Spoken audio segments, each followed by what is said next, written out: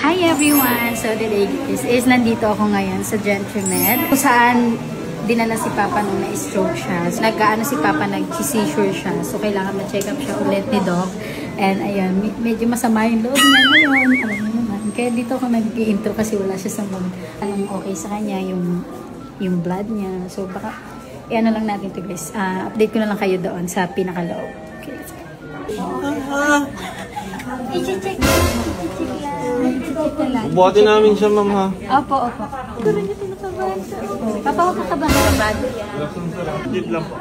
1, 2, 3. Ayan. Wow. Chinelas niyo daw po. Bangat po naman ito yan. Red label. Oh, masyang maliit yan sa baba. Ayaw niya mawala yung chinelas niya.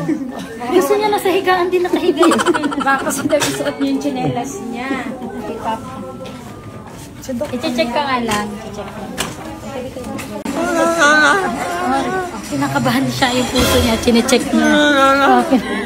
Kinakabahan siya ngayon. Ano po nangyari po? Nararamdaman po ba? Wala naman po. Si Ma'am Hindi naman meron. live ka? Father niyo? Yes, po. Galing niyo po sa concert. Ayun ang ano namin. Sa party. Napanood ko. Anyways. Pero wala ko yung nararamdaman ngayon. Parang kakaiba, masakit ulo, dibdib, hirap puminga. Pansin ko po yung kanan po ninyo medyo... Okay lang po. Ngiti kayong ngiti. Smile, smile. Papa, smile. Ano yan? Sige. Based lang sa ano po, mukhang okay naman. I mean, wala akong nakitang panibagong senyales ng stroke. Nor mukhang wala po siyang iniinda ng mga...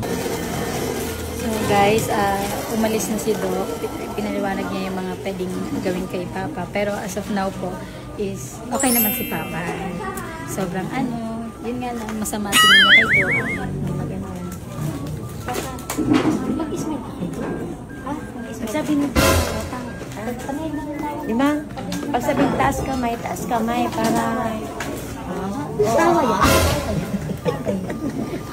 Pinagano ko na naman ako na sa... Paano pag sabi ni Doc, ilabas ang dila. Ilabas ang dila. Bungi yung ilabas. Bungi yung nilabas mo. Taas ang kamay. Taas daw ang kamay. Taas ang kamay. Sabihin taas. Para pag sinabi ng doktor, para wala nang sabihin ng doktor, di ba? Okay si Papa. Oh, sige. Alis ka daw dyan. Alis ka. Kanya yan. Hindi ko pwedeng maano. Kailan yung brother? Ito mo tayo. Ha? Bakit? Ang cellphone niya ganyan. Okay naman siya guys. So, waiting na lang natin yung mga bagong i-resetang pang maintenance ni Papa.